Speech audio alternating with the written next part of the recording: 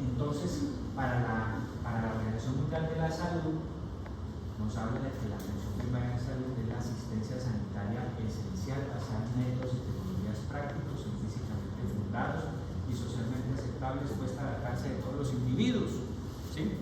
O sea, eso no es un hemograma, ahí ¿sí? No es sacarse un coprológico, pues un examen de popó, ¿no? ¿Cierto? No, vaya, vemos la tecnología de hacer un examen de popó, ¿sí?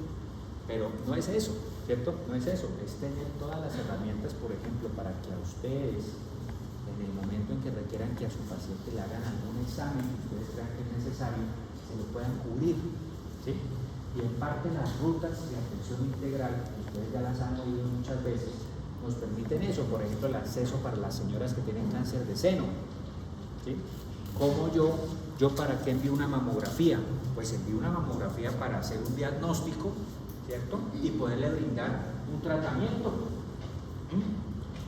Pero si le envío la mamografía y no tengo cómo darle tratamiento, entonces ¿para qué la envío? ¿Sí? Entonces esa es la idea, ¿no? Que ustedes puedan resolver las cosas, que si van a ver una colonoscopia, pues haya manera de que le quiten el pólipo, que le quiten el tumor del colon que le salió, y no que nos quedemos ahí esperando, ¿sí? Parte de lo que hay dentro de esa OMS, y que obviamente el país pueda soportar y que esté acorde a los recursos. ¿Bueno? ¿Listo? Si por ejemplo no les podemos hacer PET scan a todo el mundo, ¿no? Sí, vale 10 o 20 millones de pesos si hay uno aquí en Santander, citas a 7 meses para hacer su PET scan, pues eso tampoco se le puede mandar a todos, ¿no? ¿Cierto? Algunos no le puede mandar PET scan, algunos pacientes seleccionados. Entonces también está el tema de que uno se pueda regular como médico. Bueno, que días hablaba yo de eso, pero usted pueda regular como médico en cuanto a las cosas que el paciente realmente necesita, ¿sí? A veces la alta especialidad nos lleva a hacer cosas que de pronto no son tan necesarias, ¿no? ¿Sí? Un ejemplo, el encarnizamiento terapéutico. ¿Han oído eso? ¿Saben qué es el encarnizamiento terapéutico? ¿Qué es? ¿Sí? Que llega una persona que no está en una condición adecuada para recibir ciertos tratamientos y entonces el equipo se gasta cualquier cantidad de dinero tratando de sacarla adelante, y ya se sabe por principios, ¿cierto?, que ese paciente no sabe, ¿sí? Entonces, por ejemplo, cosas como un paciente que está en cuidados paliativos, someterlo a un procedimiento quirúrgico cuando ya está en cuidados paliativos porque tiene una enfermedad que está en un estadio 3 o 4, avanzada, un cáncer ya. No tiene ningún sentido. Bueno, entonces, que sea todo soportado, esos casos. Estas son las recomendaciones del modelo MAITE en nuestro país, que eso sí me interesa que de pronto tengan ustedes algún concepto. Le están pagando a los médicos generales que hacen parte de los equipos básicos de salud en la atención primaria en las comunidades alrededor de 10 millones de pesos mensuales. Ese es el salario, ¿sí? O sea, bueno, ¿cierto? Porque si una vez usted va y le pagan 4 y allí le pagan 10, pues es el doble, ¿sí? De pronto haciendo otro tipo de actividades y otras estrategias y otras cosas que puede ser más favorable, ¿sí? Desde todos los puntos de vista, ¿no? No solamente económicos, sino también pues, como médicos, ¿sí? Entonces, el modelo MAITE, ¿cierto?, le da los lineamientos generales para la transición del Sistema General de Seguridad Social en Salud a un sistema que se centra en la acción de salud de las personas a nivel individual, familiar y colectivo. Hay una resolución que es la 3280 que ahí habla mucho sobre, por ejemplo, el manejo colectivo, ¿no? ¿Cierto? La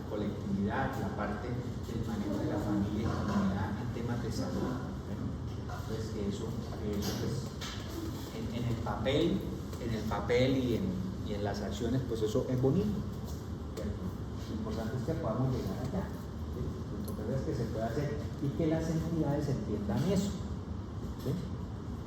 Las entidades puedan entender eso que hace el título, ¿vale? O sea, para mí es más favorable pues que yo mis hipertensos los tenga controlados y que ninguno me llegue a desarrollar enfermedad renal crónica, porque me van a costar diálisis, me van a costar una serie de cosas que ya no se me daña el gasto, ¿sí? Entonces la idea, esa idea en teoría pues es buena. Tiene dos grandes componentes. El primero, el componente estratégico, que define a largo plazo las prioridades del sector salud, concentrando 4 estrategias centrales para posibilitar la transformación. Entonces, uno, que es la atención primaria de salud, lo que estamos discutiendo, el autocuidado, que es otra de las cosas y que los médicos, esos que están haciendo esos planes, esos programas, las están implementando.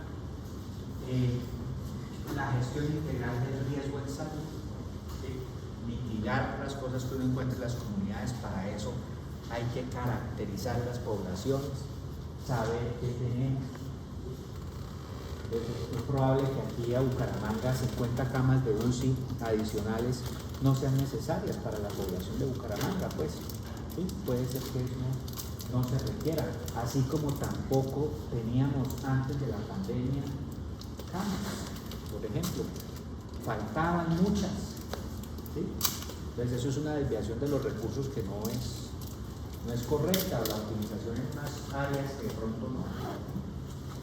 Enfoque diferencial en la atención, que tiene que ver con atender al niño, al adolescente, a la mujer gestante, a la mujer no gestante, al hombre, ¿cierto?, en todas sus edades, y cosas como los cuidados paliativos, por ejemplo. Y el segundo componente, el componente operativo, constituido por el modelo integral de atención en salud mía, que orienta las intervenciones de los diferentes actores en cumplimiento de sus competencias y sus responsabilidades. Esa es la resolución 427 de 2016, política de atención integral en salud. Bueno, ¿qué es lo que se está? Es hacia donde está girando el sistema de salud. Bueno, hacia donde está girando el sistema de salud. Y no es una cosa política, ¿no? ¿Cierto? Es algo que la Organización Mundial de la Salud, la Organización Panamericana de Salud y otros países, como por ejemplo Canadá, implementan, ¿sí? Están pues haciéndolo y lo llevan haciendo hace mucho tiempo.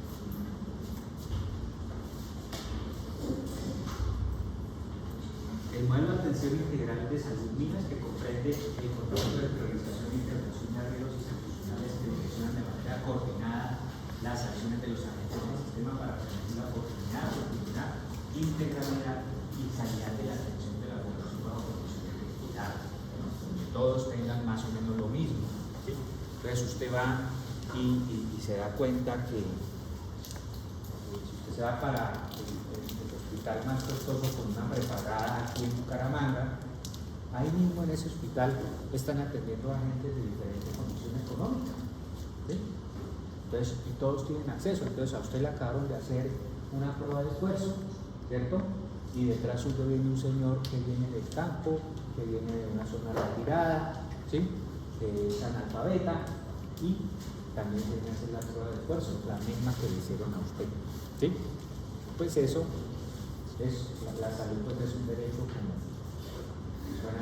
suena a mucha cosa, pero la salud es un derecho pues de todos, ¿cierto? Y todos tenemos derecho a tener lo mejor que se puede. Entonces, su objetivo es orientar las instituciones, procesos y recursos hacia las necesidades de la población.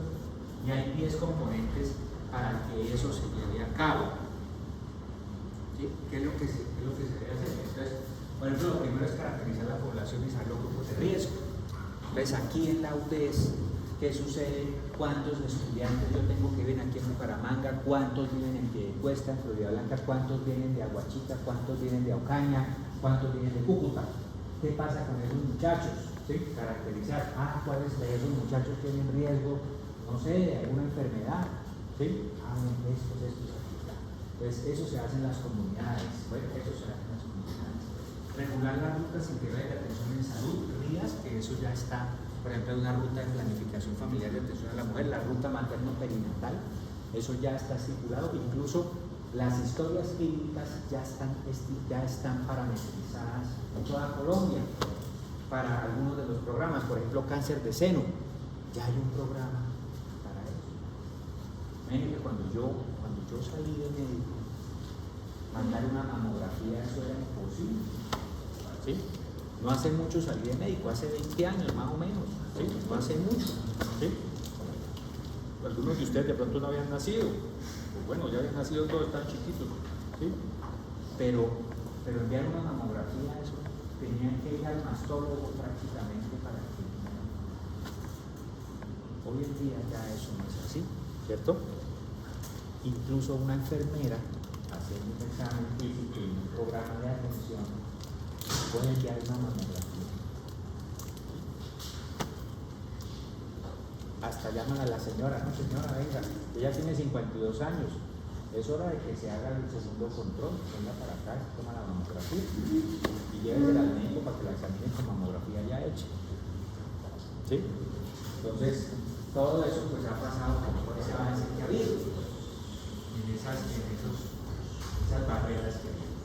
Implementación de la gestión del riesgo, delimitación territorial, las redes integradas de prestadores, eso es un problema todavía, ¿cierto? Donde hay la atención de los pacientes, la parte intersectorial, ¿no? Que tiene que ver también con salud y con reducir los determinantes sociales en salud de las entidades, ¿sí? Por ejemplo, una entidad en donde tiene que hacer mucha tramitología para autorizar algunas cosas, eso es un problema en cuanto a entidades en salud, mientras que hay otras que usted por internet envía la fórmula y por ahí le llega hasta su casa el medicamento, ¿sí? Entonces esas son cosas que facilitan la prestación de los servicios y que la gente pueda hacer el fortalecimiento de los recursos humanos, fortalecimiento de investigación, innovación y apropiación del conocimiento.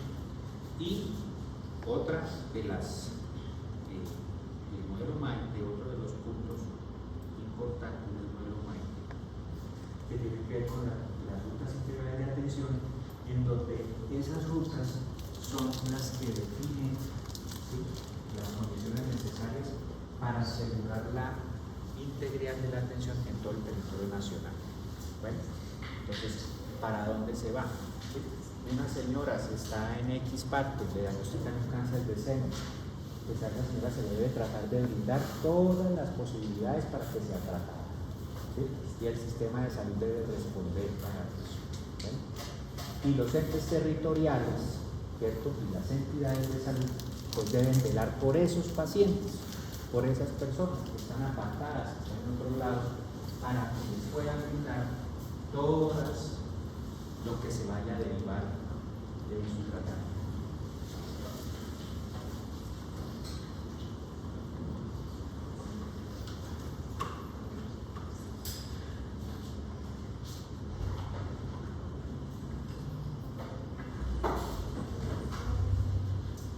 Bueno, esos son parte de los principios de la aplicación de la atención primaria, ¿cierto?, que tienen que ver con las acciones intersectoriales, que tienen que ver con que todos esos sistemas sean sostenibles, sean de calidad, de una eficiencia, ese enfoque diferencial, la universalidad, ¿sí? Independientemente de todas esas cosas se puedan mirar. Por ejemplo, lo que pasa es que, no sé si ustedes han hablado de pronto de determinantes sociales en salud, ¿sí? Entonces resulta que ya les habrá algo a sus compañeros que están conmigo en rotación, es que el 90% de la carga de enfermedad se debe a eso, ¿sí? No se debe a que usted tenga unas condiciones biológicas que lo predisponen para algo, ¿no? Se debe a que usted de pronto no tiene acceso, no tiene un servicio eficiente, ¿cierto? Hay una serie de determinantes alrededor que influyen en sus condiciones de salud y eso es el 80-90% de la carga de enfermedad de las enfermedades, ¿sí? ¿Cuál es el porcentaje de enfermedades heredadas? ¿Qué porcentaje de las enfermedades son heredadas? máximo el 10%, ¿cierto? Por ejemplo, una diabetes, la herencia de la diabetes, 7%, 10%, o sea que yo tenga un gen mutado para predisposición de diabetes, 10%, ¿cierto? Mama, 7 o 6% aquí en Colombia, ¿sí? O sea, el resto de cosas, el 90%, serían los determinantes. Entonces, si yo quito esos determinantes y los reduzco, mejoro los accesos, entreno a los médicos, ¿sí? Pues eso seguramente va a ser menor, ¿sí? Va a ser menor y se va a poder, porque son cosas que se pueden modificar, ¿no? Son factores que se pueden modificar. Entonces, el énfasis pues, va en la promoción de la salud y prevención de la enfermedad y sobre todo la cultura de autocuidado. Bueno, es muy importante eso. Esto es un esquema de capas en donde alrededor de las acciones individuales pues debe girar el cuidado de todos los entornos en donde el individuo hace su desarrollo, ¿no? Convive, ¿no? ¿Cierto? Entonces a nivel comunitario, educativo, en el hogar, a nivel laboral, ¿cuántas enfermedades laborales no hay? ¿Sí? ¿Qué días tuvo una señora que tuvo un Takotsubo por un estrés laboral, imagínense, ¿cierto? O sea, qué cosas hay en el trabajo de ella, hacia dónde están llegando, ¿cierto? Para que se prevengan este tipo de problemas. Entonces fue el estrés tan alto que cae y se infartó pues, por estrés laboral, ¿sí?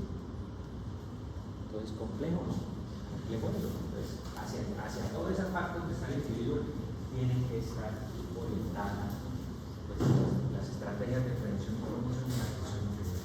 La gestión en salud, que esto le corresponde pues obviamente a los entes, al gobierno, al Estado, es el que tiene que velar porque todo esto se cumpla y hacer las estrategias y ligar los recursos. Y la promoción de la salud, pues que también tiene que ver con lo que los entes territoriales y demás definan para ese manejo. Las diferentes estrategias de prevención, ¿sí? Las que son primaria, secundaria, terciaria y cuaternaria. La primaria, que es la que me permite dar una protección, ¿no? Para evitar alguna enfermedad, como por ejemplo las vacunas, ¿sí? En las mujeres tenemos, las mujeres están las vacunas del virus del papiloma humano, ¿sí? 2 dosis que se cumplen en niñas de los 9 años y se extienden hasta los 18. Después de los 18 ya no se aplican, ¿sí? A no ser que la paciente lo pague, ¿sí? Vale más o menos 1,5 millones. Entonces, después de los 18, sí la existe, sí la hay, pero ¿hasta cuándo se pueden poner la vacuna de VIH? Hasta los 40. Pues eso, pero esa vale, ¿no? A los 40. Vale. La prevención secundaria para hacer el diagnóstico, ¿no? ¿Cierto? Hacer el diagnóstico y el tratamiento de la enfermedad, ¿no? El tratamiento. La prevención terciaria, evitar las complicaciones y tratar las complicaciones también, ¿no? Tratar las complicaciones. Entonces, si tuvo un accidente cerebrovascular, que yo lo pueda rehabilitar, ¿sí? Y la prevención cuaternaria, que son las cosas que hace lo que gira en torno a los cuidados de la salud, ¿sí? Entonces, un paciente, ¿cómo hago yo para que un paciente que ingresó a una unidad de cuidado intensivo o está hospitalizado, ¿cierto?, no termine teniendo una infección intrahospitalaria por algo que está mal hecho dentro del hospital, ¿sí? O que lo que yo le voy a generar o lo que le voy a dar pues no genere más sufrimiento, como el tema del enfermizamiento terapéutico, ¿sí? Es parte de lo que se tiene que hacer en esa prevención cuaternaria. Entonces, complicaciones derivadas de la atención médica.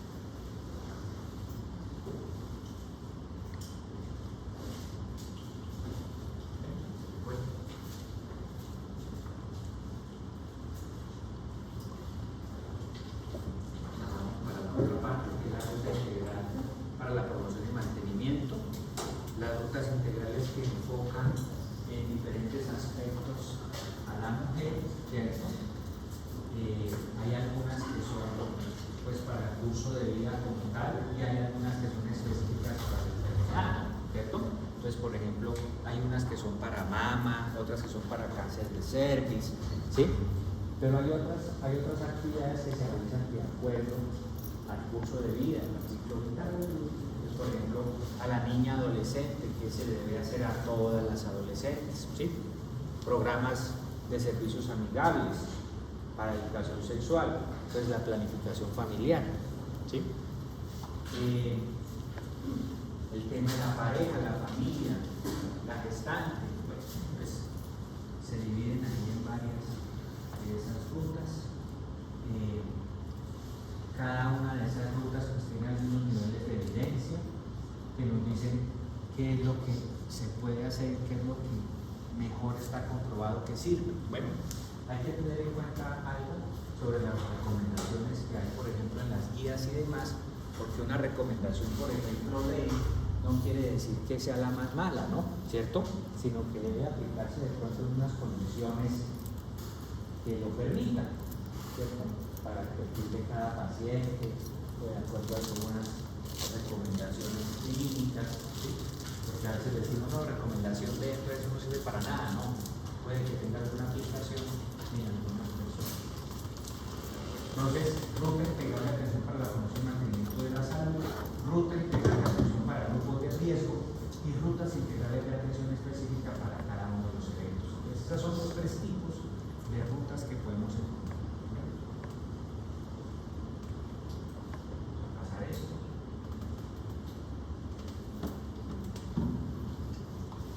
Pues las rutas existentes, entonces hay unas rutas de prevención primaria que tienen que ver con promover la salud.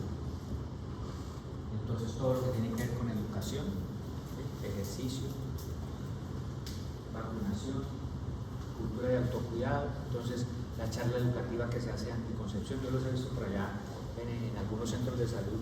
Algunos de sus compañeros, los internos, hacen unas charlas de prevención, ¿no? Y eso es bueno, ¿no? Mientras la gente pues está ahí sentadita esperando la cita, pues que hable sobre algún tema, es algo bueno, ¿no? Una de esas cosas se queda. Las de prevención secundaria para prevenir el riesgo y prevenir la enfermedad. Enfoque de acuerdo al ciclo vital individual o al curso de vida, ¿sí? Entonces las que tenemos principalmente son esas del curso de vida, entonces que se aplica en la primera infancia. Entonces hay unas rutas que ustedes ya conocen de la atención de los niños, la adolescencia, la juventud, la adultez, la persona mayor.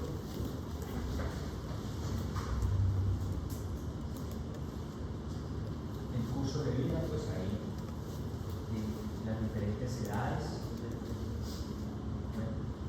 La vejez se divide en otras cosas, ¿no?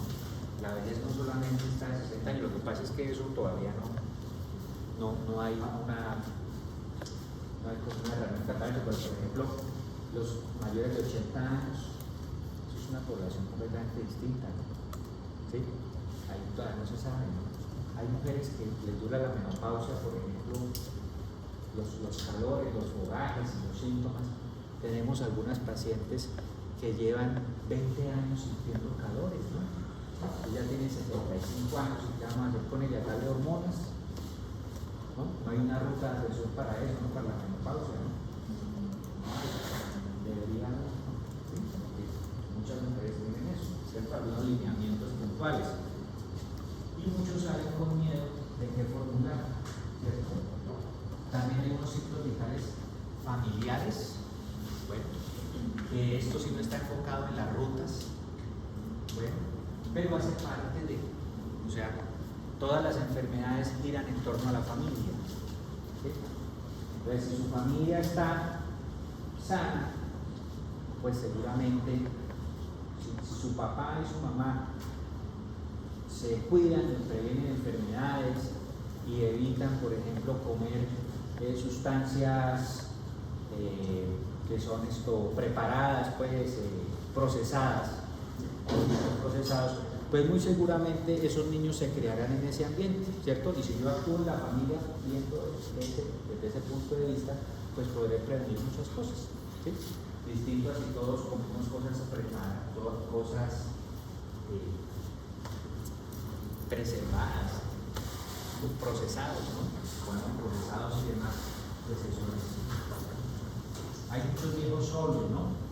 muchos viejos solos, ¿no? Mucha gente sola, un problema también complicado. Los tipos de familias, bueno, que eso es importante que ustedes lo sepan en algún momento, ¿vale? Saber uno con quién vive la gestante, ¿sí?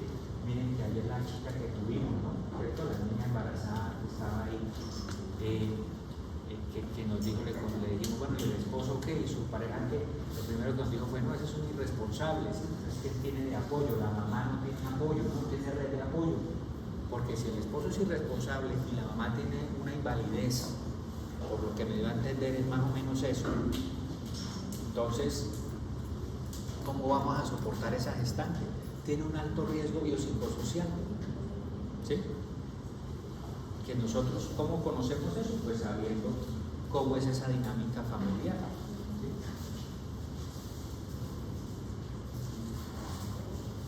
Entonces, las rutas de promoción y mantenimiento de la salud en el curso de vida son de carácter individual y colectivo, ¿sí? Y están dirigidas pues a grupos de personas, a sectores o a individuos para que no tengan enfermedad, ¿sí? Entonces hay una serie de cuadros aquí que van a salir en esto, por eso lo voy a nombrar. Vamos a ver eso, porque eso no. Pero por ejemplo, si una mujer, valoración integral, si una mujer dice atención de la salud por medicina general o medicina familiar, debe tenerla por lo menos a los 12 para un adolescente, a los 12, a los 14 y a los 16, 3 valoraciones, ¿sí? En el examen no les va a salir eso, ¿no? ¿Cuántas valoraciones tiene que tener el adolescente? Pero si ustedes van a ser, por ejemplo, coordinadores de salud, auditores o gerentes de alguna institución, pues eso se lo tienen que saber, ¿cierto?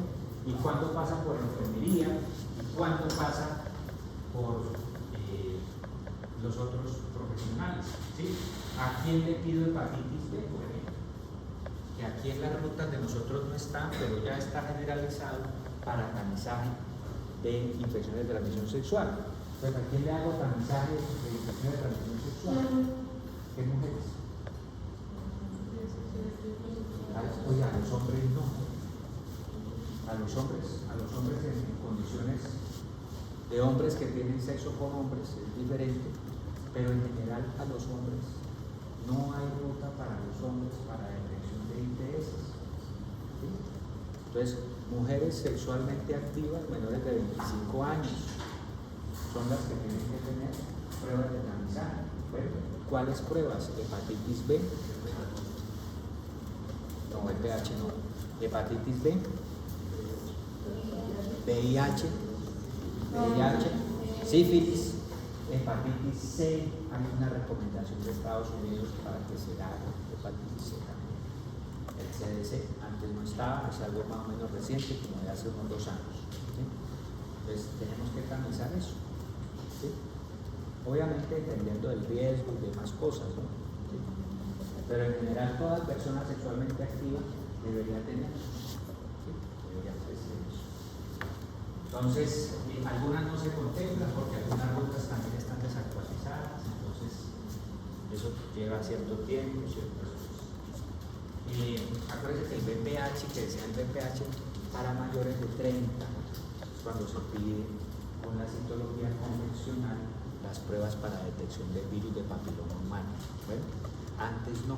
Bueno, antes no. A no ser que haya de pronto, hay una indicación ahí que no es muy clara, que es que si han pasado 5 años después del inicio de la actividad sexual, pero eso es para la citología, ¿no? No hay algo concreto frente a la toma de VPH.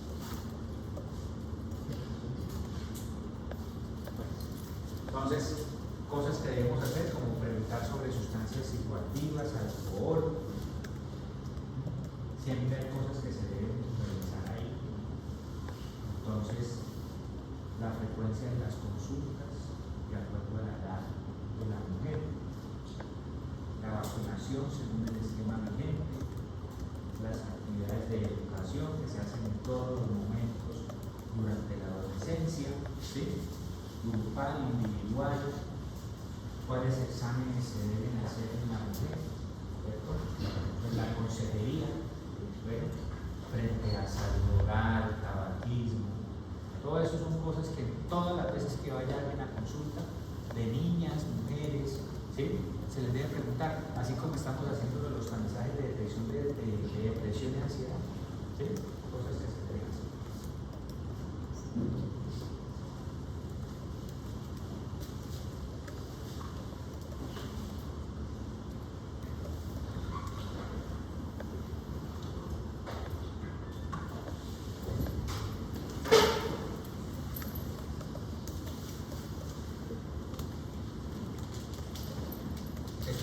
Este tema pues es un tema anexo, ¿no? Ustedes dirán, no, pero ¿por qué no? Porque hace parte, está dentro del programa y hace parte de lo que ustedes van a ver en el día a día, ¿sí? Ya algunos de pronto se han empapado en cuestiones de rutas y han visto eso, pero bueno, hacemos aquí pues un repaso, ¿sí? Lo mismo, valoración integral de la salud, mira, 18, 19 para jóvenes, 21, 22, 23, por enfermería son estas, estos son por lo menos las de los médicos, ¿no? A los 20 y a los 25 años que tuvieran una cita, una consulta médica, ¿sí? Por lo menos. El resto, como son actividades de promoción y son generales, pues un personal entrenado, por ejemplo el personal de enfermería, pues puede hacer eso, ¿cierto? Por ejemplo, la citología no las toma el médico, las toma las enfermeras, ¿sí? Nosotros hemos perdido habilidad en eso. Si hay la posibilidad, vamos a tomar citología, ¿no? ¿Sí? Si hay la posibilidad. Entonces, tener eso presente, ¿no? En algún momento yo tomaba las citologías, ¿no? Como médico, yo también tomaba las citologías. Ya eso está regulado al personal de detección temprana, ¿sí? Entonces, fíjense ustedes que aquí está la parte de las enfermedades de transmisión sexual, la prevención, ¿sí? Entonces, ¿a quiénes les hago, no? ¿Qué pruebas hago, no? Pruebas telefonéticas, prueba de VIH, hepatitis B, hepatitis C, ¿sí? ¿A quiénes les puedo solicitar eso? Y el tamizaje de riesgo cardiovascular y demás depende de la consanguinidad y del riesgo que hay en la familia. Sin embargo, es bueno tener esos exámenes pues, en pacientes jóvenes, ¿no? ¿Sí? Por el tema de las interferencias familiares. Y los lados de recomendación que hay, las diferentes vías, por ejemplo, para las pruebas de BPH, nosotros estábamos hablando, que deben ser principalmente mayores de 30 años, ¿no? 30 años para arriba. ¿Sí?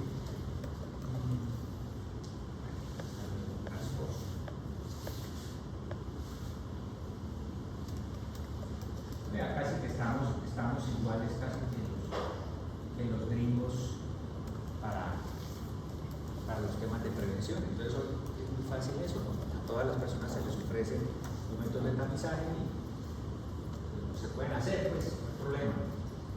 La vacunación de 9 a 17 años, la primera dosis y la segunda dosis a los 6 meses. Bueno, entonces eso se hace para la vacunación de VPH.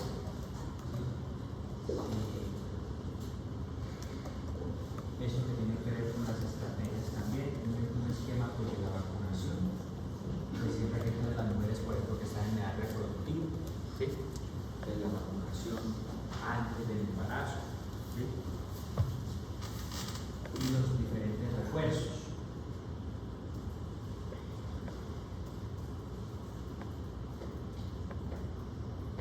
El tabaco, ¿sí? Y hay rutas para eso, ¿no? Tabaquismo.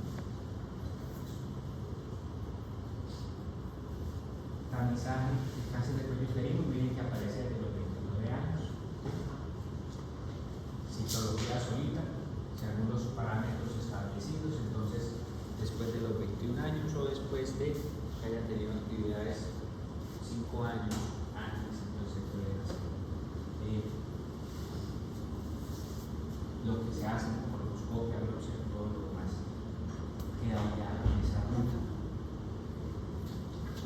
de cáncer de mama, ¿sí?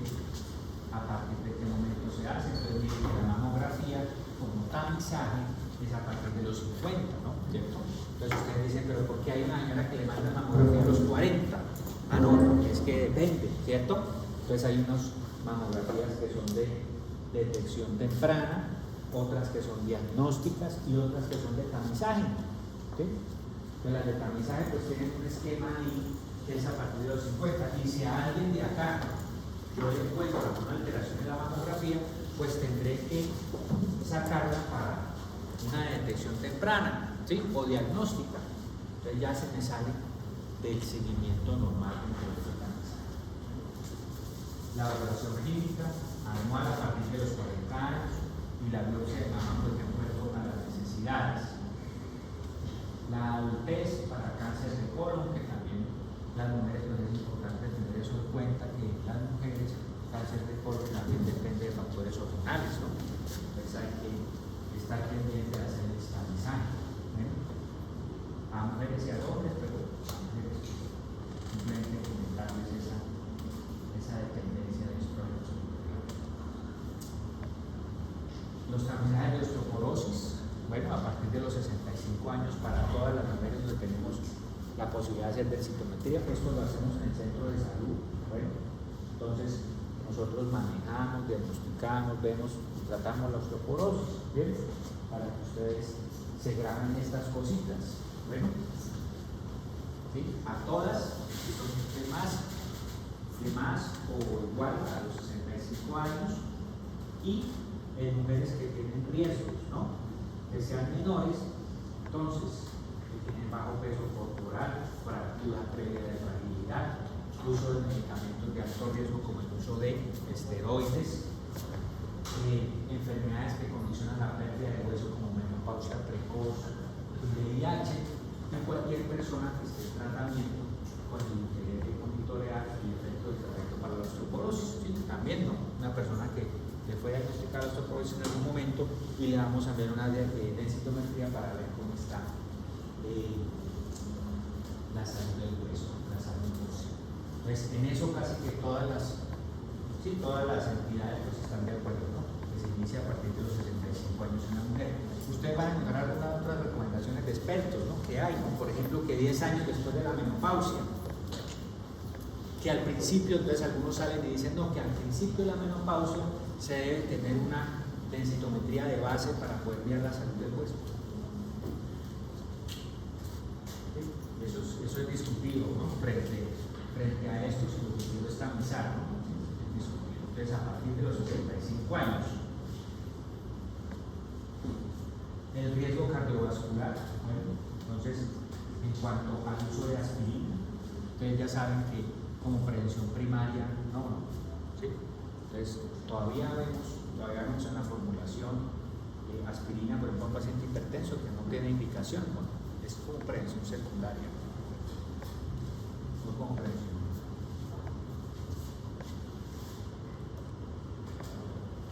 En cuanto a la ruta materno-perinatal, entonces tener en cuenta que hay 3 etapas: preconcepcional, la gestación y el periodo perinatal y el posparto. Bueno, entonces la etapa preconcepcional, que en teoría debería iniciar 3 meses antes, la persona con sus controles, pero de que quede en embarazo, pero lo ideal sería 1 año antes del embarazo. Bueno, eso para poder determinar ciertas cosas. Si tiene un índice de masa corporal que no es el adecuado, pues poderla llevar a un índice de masa corporal adecuado, ¿sí? Hacer los cambios de hábitos que se requieren. Entonces eso es bien importante, y mirar pues también el riesgo de infecciones y la batería de exámenes que se deben hacer, ¿sí? La consulta preconcepcional dura 30 minutos, bueno, y el control preconcepcional 20 minutos. Eso es importante porque a ustedes en las entidades de salud les van a poner a hacer consulta cada 10 minutos, ¿no? Por ejemplo, ¿no? No, doctor, todos los preconcepcionales en 10 minutos, ¿no? 30 minutos, porque es la manera de yo poder hacer más o menos una buena consulta y detectar factores de riesgo, ¿sí? A veces nos detectamos a los factores de riesgo cuando están ya embarazados, es un problema. Evaluación del riesgo preconcepcional, ¿cierto? Hacer todas las intervenciones relacionadas con psicología, nutrición, odontología, si es necesario, cuadrar las enfermedades que estén descompensadas, si necesita relaciones especializadas, ¿sí? Mirar si necesita o no el método anticonceptivo. Bueno, eso es importante revisar en ese tema. Reconocer algunas enfermedades que pueden tener problemas para la gestación. Entonces, si tiene tuberculosis, si tiene enfermedad tiroidea, hipertensión, bueno, todas las enfermedades que de alguna manera puedan verse alteradas durante el embarazo. Antecedentes genéticos, ¿sí? Antecedentes obstétricos, ginecobstétricos, ¿no? Pues si ha tenido los embarazos de alto riesgo, el peso de los bebés, cuánto ha sido, incompatibilidad de RH, los hábitos alimentarios, la valoración psicosocial, inmunización, el examen físico. Bueno. Y los planes de cuidado primario pues irán relacionados con prevenir las posibles complicaciones si ha tenido pues alguna de estas alteraciones, ¿no? Por ejemplo, una muerte fetal. Entonces, ¿cuáles son las razones? Los exámenes que se hacen, que son como los exámenes de primer trimestre, ¿no? ¿Cierto? Que son como los iniciales que nosotros realizamos. El ácido fólico, que todas las mujeres deberían consumirlo, todas las mujeres en edad reproductiva, de 0.4 miligramos día para prevenir los defectos del tubo neural, por lo menos empezados 3 meses antes de la gestación. Y para mujeres que tienen riesgos por herencia, por situaciones genéticas, problemas del tubo neural, familiares, heredados, o la misma paciente, o consumo de anticonvulsivantes, algunos anticoagulantes, el uso de 4 miligramos. Bueno, esto para prevenir los defectos del tubo neural en pacientes con riesgo.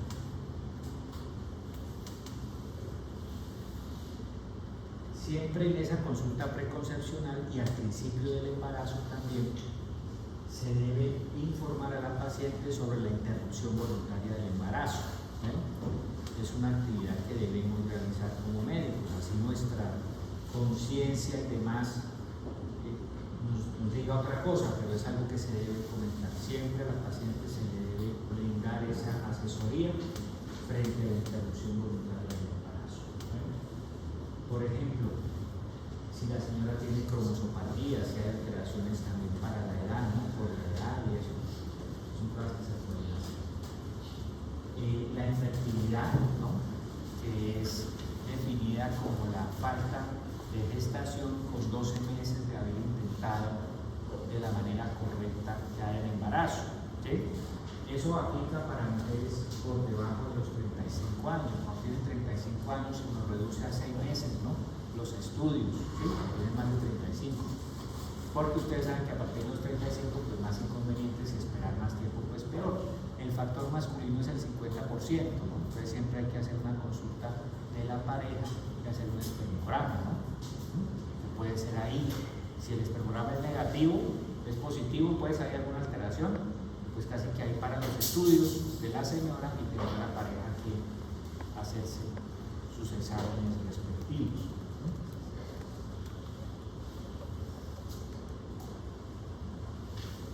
Es que no esté planificando, ¿no? Porque a veces nos llegan pacientes, no, es que llevo 12 meses sin quedar en embarazo, pero estoy planificando, así sea con método del ritmo. No. Vamos a empezar esto de aquí, el control prenatal, donde está la ruta, ¿sí? La periodicidad de los controles prenatales. Entonces, en las que son mulíparas se programan alrededor de 10 controles, eso para los pacientes de bajo riesgo, ¿no? 10 controles prenatales, y si son multíparas se programan 7 controles prenatales. La periodicidad de la consulta de seguimiento y controles debe ser mensual hasta la semana 36 y luego cada 15 días hasta la semana 40, ¿sí? Sin embargo, en gestaciones de riesgo eso puede cambiar. Sucede mucho que el paciente llega con los exámenes, llega a la cita, pero no trae los exámenes. Y supongamos que llegó en un control tardío, que tiene más de 10 semanas de embarazo, pues yo necesito detectar rápidamente las cosas que tenga, que tal que tenga una sífilis, que tenga alguna cosa que no se ha tratado. Entonces tienen que traerme los exámenes pues de manera más o menos rápida, ¿no? ¿Sí? No esperar yo 4 meses más, perdón, 1 mes más para volverla a mirar, ¿no? Lo más pronto posible. Bueno, pues a veces sucede eso, Y por ahí una tablita que yo les pasé, ya algunos le tomaron la foto sobre los exámenes que normalmente se piden para un control de bajo riesgo, ¿no? ¿Sí? Para un control de bajo riesgo. La primera consulta prenatal, eso está estipulado por normas, ¿sí? En cuales se debe colocar la parte de la interrupción voluntaria del embarazo que les decía, ¿sí?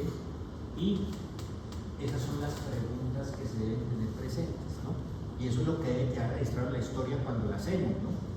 Que son si percibe movimientos, si hay actividad uterina, salida de líquido, salida de sangre, si ha ido a urgencias, si tiene trastornos visuales, vómitos, todo eso es lo que debe quedar registrado en esas historias.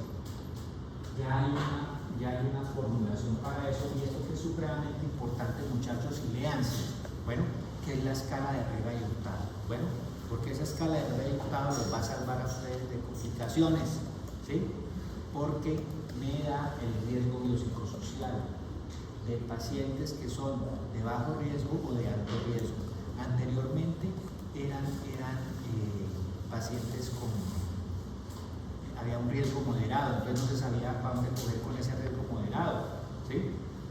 Pero ahora ya se puede hacer de bajo y de alto riesgo. La escala de Herrera y Hurtado me tiene en cuenta 4 parámetros. Uno, que es los antecedentes de edad y paridad, ¿no? De la señora.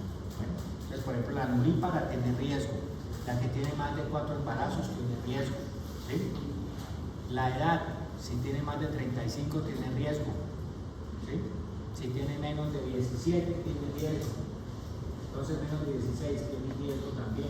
Mire que la edad suma 2 puntos, ¿no? Mayor de 35 suma 2 puntos de una vez, entonces es algo importante. Las características y los antecedentes ginecológicos o ginecobstétricos, ¿no? De embarazos anteriores, ¿sí? Peso de los bebés, cesárea previa, cirugías uterinas, ¿bien? El embarazo actual, si ha tenido sangrado, si tiene alguna enfermedad, no todas están ahí, si tiene diabetes gestacional, y el riesgo biopsicosocial, ¿sí? Entonces, cuando esas